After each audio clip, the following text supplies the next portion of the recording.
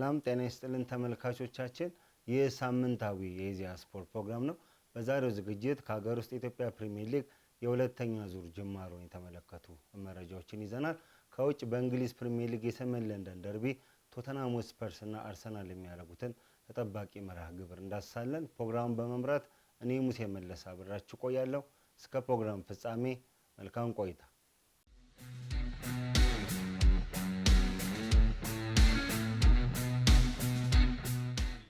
በየካቲት ወር የኢዜአ ስፖርት ሁለተኛ ፕሮግራም የምንመለከተው የሀገር ውስጥ አበይት ርዕሰ ጉዳይ የኢትዮጵያ ፕሪሚየር ሊግ ነው። የኢትዮጵያ ፕሪሚየር ሊግ የመጀመሪያው ዙር ከተጠናቀቀ በኋላ እንግዲህ የሁለት ሳምንታት እረፍት ነበሩ። እንግዲህ የሁለት ሳምንታቱ እረፍት ከተጠናቀቁ በኋላ የኢትዮጵያ ፕሪሚየር ሊግ የሁለተኛ ሳምንት ጨዋታዎች ከነገ የካቲት 14 ቀን 2018 ዓ.ም አንስቶ እንደሚከናወኑ የፕሪሚየር ሊግ አክሲዮን ማህበር ያወጣው መረጃ ያመለክታል ማለት ነው። እነዚህ ጨዋታዎች እንግዲህ ከየካቲት 14 እስከ የካቲት 16 ዓ.ም እስከ የካቲት 16 2018 ዓ.ም በአዳማ ሳይንስና ቴክኖሎጂ ዩኒቨርሲቲ ስቴዲየም እና በሐዋሳ ዩኒቨርሲቲ ስቴዲየም የሚከናወኑ ይሆናል።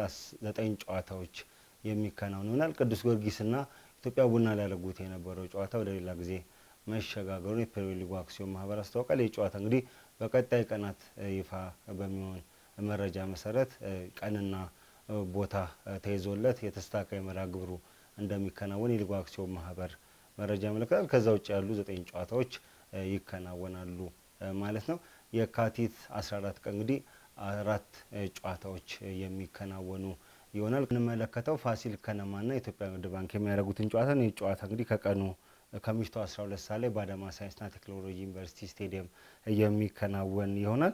ኢትዮጵያ ንግድ ባንክ በ20 ነጥብ 14ኛ ደረጃን ይዟል። ፋሲል ከነማ በ33 ነጥብ 4ኛ ደረጃ ላይ ይገኛል ማለት ነው።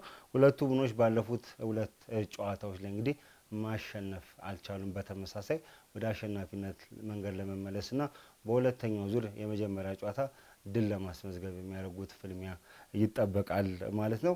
የኢትዮጵያ ፕሪሚየር ሊግ የመጨረሻ ጨዋታ በነበረው መርሃ ግብር ላይ ፋሲል ከነማ የሊጉ መሪ መሆን የሚችልበትን እድል ማምከኑ ይታወሳል። በሀዲያ ሆሳዕና 1-0 መሸነፉ ይታወሳል። ከዛ ጨዋታ በኋላ እንግዲህ ወደ አሸናፊነት ለመመለስ የሚያደርገው ነው። የ2016 የኢትዮጵያ ፕሪሚየር ሊግ አሸናፊው ኢትዮጵያ ንግድ ባንክም እንደዚሁ ጥሩ ብቃት ላይ ይገኙ ወደ አሸናፊነት መንገድ ለመመለስ የሚያደርገው ጨዋታ እንደዚሁ የሚጠበቅ ይሆናል። ሌላኛው የምንመለከተው ጨዋታ ቡድን የወቅቱ ሊጉ አሸናፊ ኢትዮጵያ መድን የሚያደርገው ጨዋታ ነው። ለኢትዮጵያ መድን እንግዲህ ከአዳማ ከተማ በሐዋሳ ዩኒቨርሲቲ ስቴዲየም ከምሽቱ 12 ሰዓት ላይ ቅዳሜ ጨዋታቸውን የሚያደርጉ ነው። ኢትዮጵያ መድን በ20 ነጥብ 16ኛ ደረጃ ላይ ይገኛል ማለት ነው። ኢትዮጵያ መድን እንግዲህ በዘንድሮ ውድድር ዓመት ጥሩ ግስጋሴ እያደረገ ይገኛል። የወቅቱ የሊጉ አሸናፊ ነው። በአሰልጣኝ ገብረ መድህን ኃይሌ እየተመራ በዘንድሮ ውድድር ዓመት ያሸነፋቸው ጨዋታዎች ብዛት 4 ናቸው። እንግዲህ ምን ያህል አቋም የወረደ መሆኑን የሚያሳይ ነው ማለት ነው። ሌላኛው የተጋጣሚ እንግዲህ አዳማ ከተማ ባለፉት ጨዋታዎች ላይ እንግዲህ ድል አልቀናውም። ወደ አሸናፊነት ለመመለስ የሚያደርገው ጨዋታ እንደዚሁ የሚጠበቅ ይሆናል። ሌላኛው መርሃ ግብር ወላይታ ዲቻና መቻል ከቀኑ 9 ሰዓት የሚያደርጉት ጨዋታ ነው። ይህ ጨዋታ በአዳማ ሳይንስና ቴክኖሎጂ ዩኒቨርሲቲ ስቴዲየም የሚከናወን ይሆናል ማለት ነው። ወላይታ ዲቻ ባለፉት 9 ጨዋታዎች ድል አልቀናውም። ጥሩ ብቃት ላይ ይገኙ ወደ አሸናፊነት ለመመለስ የሚያደርገው ጨዋታ ነው። መቻልም እንደዚሁ ተከታታይ ድሉ ለማስመዝገብ ይጫወታል ማለት ነው። ሁለቱ ቡድኖች በመጀመሪያው ዙር ባደረጉት ጨዋታ መቻል 1-0 ማሸነፉ የሚታወስ ነው ማለት። ሌላኛው የምንመለከተው ጨዋታ ሀዲያ ሆሳዕና ከባህር ዳር ከተማ የሚያደርጉትን ጨዋታ ነው።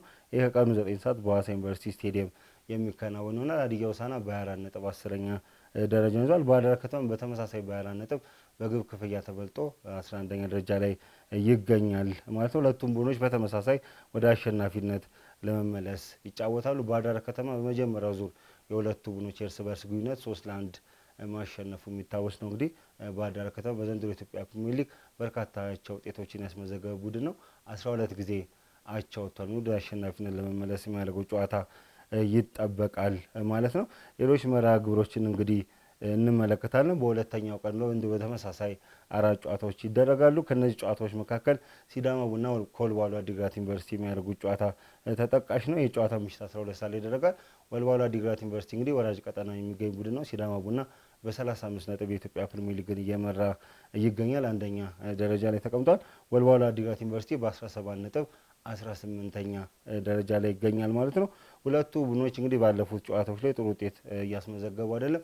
ሲዳማ ያለፉትን 3 ጨዋታዎች እንግዲህ አላሸነፈም፣ በሁለቱ አቻውቷል፣ በአንዱ ተሸንፏል ማለት ነው።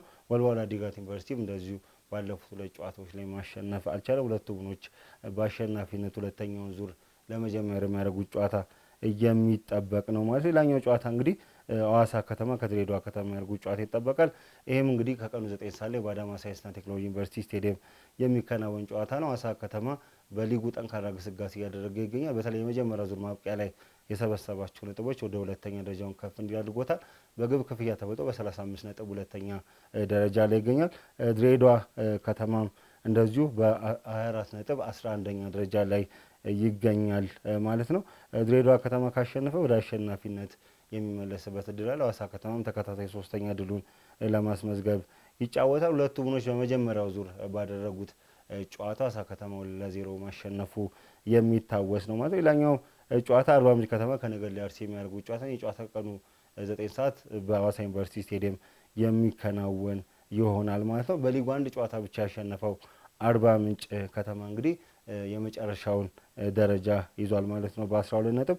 ነገሌ አርሲ በ35 ነጥብ 3ኛ ደረጃ ላይ ተቀምጧል ማለት ነው። ነገሌ አርሲ ተከታታይ ድሉን ለማስመዝገብ፣ አርባ ምንጭ ከተማ ደግሞ በውድድር ዓመቱ ሁለተኛ ድሉን ለማስመዝገብ ይጫወታሉ ማለት ነው። እነዚህ ሁለቱ ቡድኖች ጨዋታ የሚጠበቅ ይሆናል። በእለቱ ሌላኛው የሚደረገው ጨዋታ ምሽት 12 ሰዓት ላይ ሸገር ከተማ ከኢትዮ ኤሌክትሪክ በሐዋሳ ዩኒቨርሲቲ ስቴዲየም እንደዚሁ ጨዋታቸውን የሚያደርግ ይሆናል። አዲስ አዳጊው ሸገር ከተማ 15ኛ ደረጃ ላይ ይገኛል። ኢትዮ ኤሌክትሪክ በ27 ነጥብ 7ኛ ደረጃ ላይ ይገኛል። እነዚህ ቡድኖች የሚያደርጉት ጨዋታ ይጠበቃል። ሁለቱም ቡድኖች እንግዲህ ወደ አሸናፊነት ለመመለስ የሚያደርጉት ጨዋታ ነው። በመጀመሪያው ዙር ሁለቱ ቡድኖች እርስ በርስ ባደረጉት ጨዋታ ኢትዮ ኤሌክትሪክ 1-0 ማሸነፉ የሚታወስ ነው ማለት ነው። እነዚህ ጨዋታዎች እንግዲህ የፊታችን እሁድ የካቲት 15 የሚደረግ ይሆናል። የካቲት 16 የኢትዮጵያ ፕሪሚየር ሊግ የ20ኛ ሳምንት መርሃ ግብር የሚጠናቀቅ ይሆናል። የመጨረሻው መርሃ ግብር እንግዲህ በአዳማ ሳይንስና ቴክኖሎጂ ዩኒቨርሲቲ ስቴዲየም በመቀሌ ሰባ እንደርታና በምድረገነት ሽሬ መካከል ይደረጋል ማለት ነው።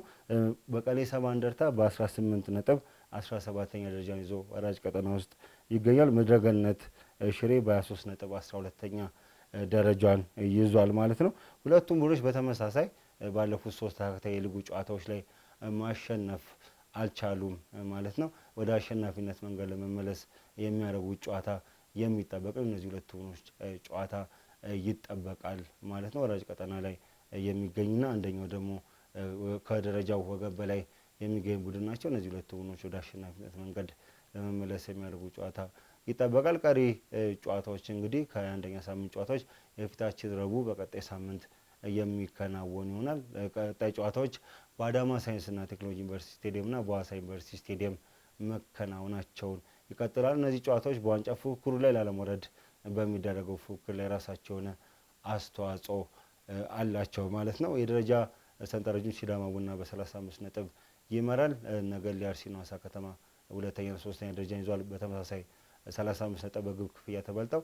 አርባ ምንጭ ከተማ የመጨረሻውን 20ኛ ደረጃ ይዟል። ወላይታ ዲቻ፣ ወልዋሎ ዓዲግራት ዩኒቨርሲቲ፣ መቀሌ ሰባ እንደርታ፣ አርባ ምንጭ ከተማ ወራጅ ቀጠና ውስጥ ከ17ኛ እስከ 20ኛ ደረጃ ይዘው ይገኛሉ ማለት ነው። የከፍተኛ ግብ አስቆጣሪነቱን የኢትዮጵያ ንግድ ባንኩ አዲስ ግዴና የቅዱስ ጊዮርጊሱ አጥቂ አቢላለው በተመሳሳይ 8 ግቦች ይመራሉ ማለት ነው። በቀጣይ ጨዋታዎች እነዚህ ተጫዋቾች ግብ ያስቆጥራሉ ያስቆጥሩም የሚሉ ጉዳዮችን እንመለከታለን። የመጀመሪያው ዙር የሊጉ መሪ ሆኖ ያጠናቀቀው ሲዳማ ቡና በሁለተኛው ዙር በብቃቱ ይቀጥላል፣ ወደ አሸናፊነት ይመለሳል ወይስ ሐዋሳ ከተማ ሊጉ መሪነት ይረከባል የሚለው እንግዲህ በቀጣይ ጨዋታዎች ላይ የምንመለከት ይሆናል። እነዚህ የኢትዮጵያ ፕሪሚየር ሊግ የተመለከቱ መረጃዎችን በቀጣይ በስፋት በተለያዩ ፕሮግራሞቻችን ላይ የምንመለስባቸው ይሆናል። ተመልካቾቻችን ከሀገር ውስጥ የነበሩን ስፖርታዊ መረጃዎች ይህን ይመስላሉ። ካፍታ ቆይታ በኋላ ወደ ውጭ ስፖርታዊ መረጃ እናልፋለን። አሁንም ከኢዜአ ስፖርት ፕሮግራም ጋር አብራችሁን ቆዩ።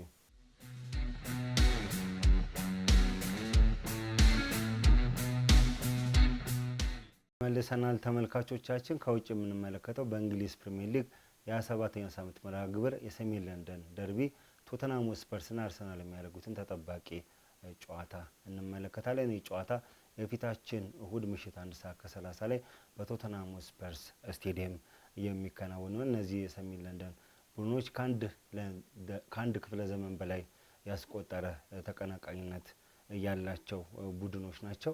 አጠቃላይ ሁለቱም የሚያደርጉትን ጨዋታ በውጪ ስፖርታዊ መረጃችን የምንዳስስ ይሆናል።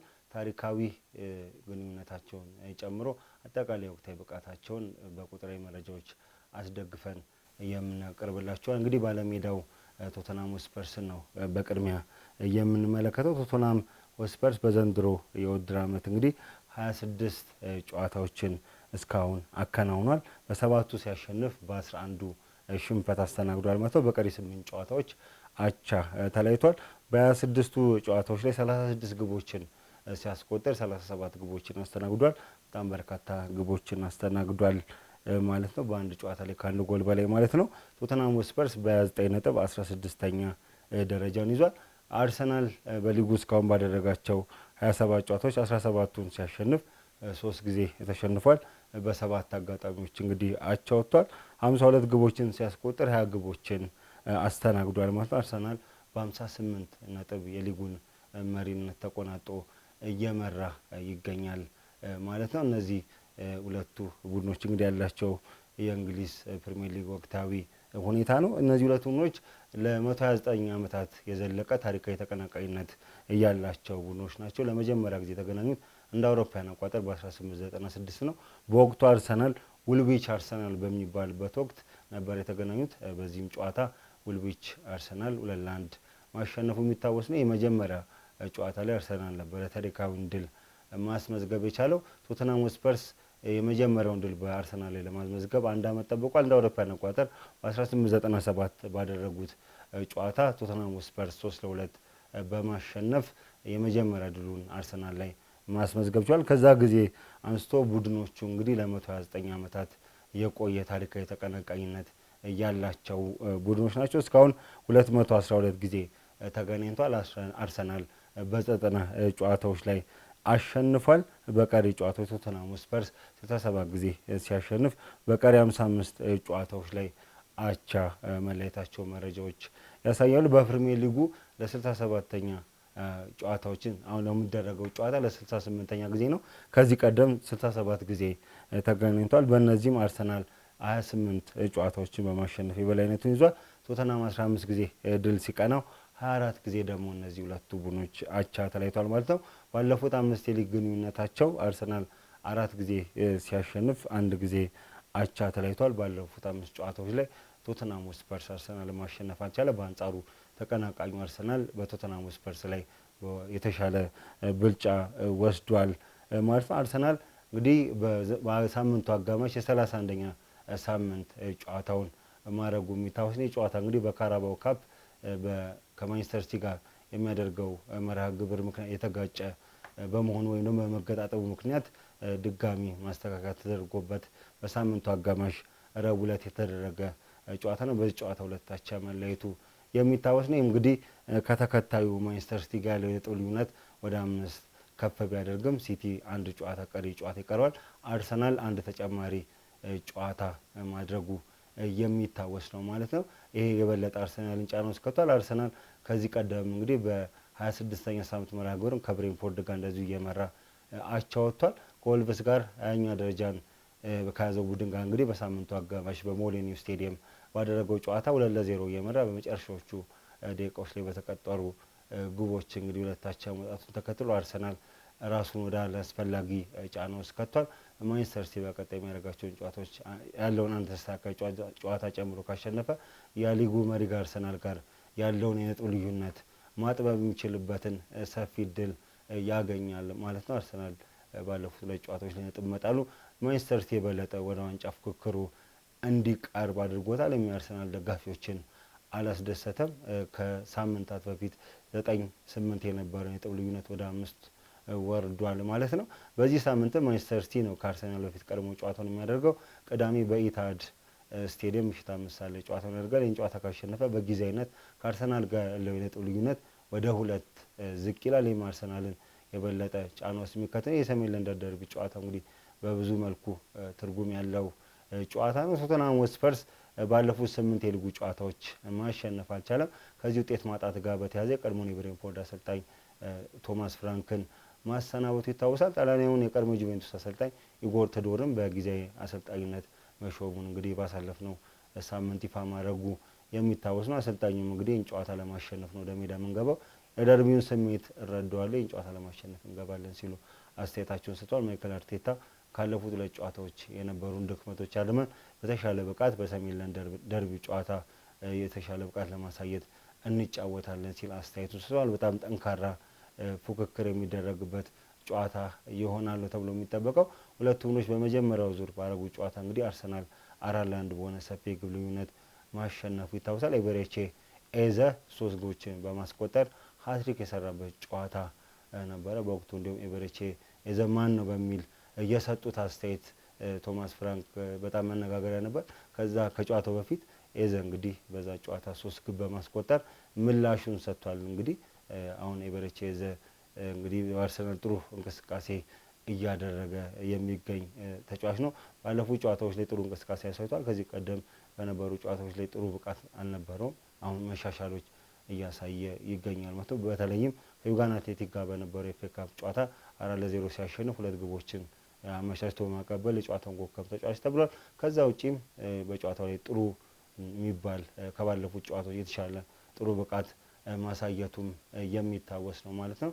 ይሄ ተጫዋች እንግዲህ በሁለቱ የመጀመሪያ ዙር ግንኙነት ላይ ሃትሪክ የሰራ ተጫዋች ነው። በዚህ ጨዋታ ላይ ቋሚ አሰላለፍ ይዞ ይገባል አይገባም የሚለው ጉዳይ እንግዲህ የሚጠበቅ ይሆናል ማለት ነው።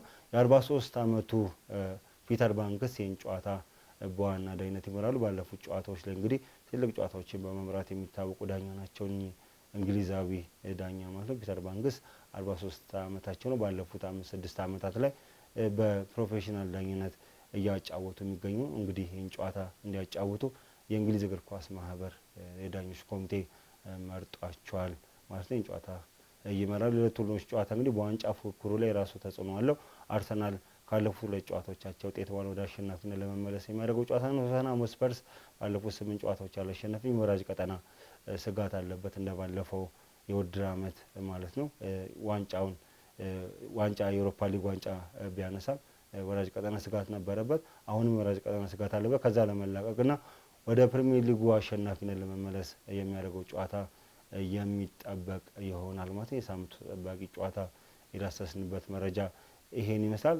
ሰኞ ኤቨርተን ከማንቸስተር ዩናይትድ ምሽት 5 ሰዓት ላይ ጨዋታቸውን የሚያደርጉ ይሆናል። ቅዳሜ ቼልሲ ከበርንሌይ ምሽት 12 ሰዓት ላይ ጨዋታቸውን የሚያከናውኑ ይሆናል። ኖቲንግሃም ፎረስት ከሊቨርፑል እነዚህ በተመሳሳይ ምሽት 12 ሰዓት ጨዋታቸውን ያደርጋሉ። እነዚህ ጨዋታዎች በዋንጫ ፉክክሩ ላለመውረድ በሚደረገው ፉክክር የአውሮፓ መድረክ ተሳትፎ በኤሮፓ ሊግ፣ በአውሮፓ ቻምፒዮንስ ሊግ፣ በአውሮፓ ኮንፈረንስ ሊግ ለማግኘት የራሳቸውን ተጽዕኖ የሚያሳድሩ ናቸው ማለት ነው። ከሀገር ውስጥ የሚያነሳውትን የኢትዮጵያ ፕሪሚየር ሊግን የሁለተኛ ዙር ጅማሮ፣ የእንግሊዝ ፕሪሚየር ሊግ የ27ኛ ሳምንት ተጠባቂ ጨዋታ በቶተንሃም ስፐርስና በአርሰናል መካከል ይደረጋል። እሱንም አንስቻለሁ። በእነዚህን መረጃዎች እንግዲህ ሰኞ ባለን የኢዜአ ስፖርት የሬዲዮ ፖድካስት ፕሮግራም በድረ ጨዋታ ትንተና በስፋት የምንመለስባቸው ሌሎች ሀገር ውስጥና የውጭ መረጃዎችንም በቀጣይ ሰኞ በሚኖረን ፕሮግራም በስፋት እንመለስባቸዋለን። ተመልካቾቻችን የዛሬው የኢዜአ ስፖርት ፕሮግራም ይሄን ይመስል ነበረ። ሳምንት በሌላ ፕሮግራም እስከምንገናኝ እስከ ሳምንት ቸርን ሰንብት።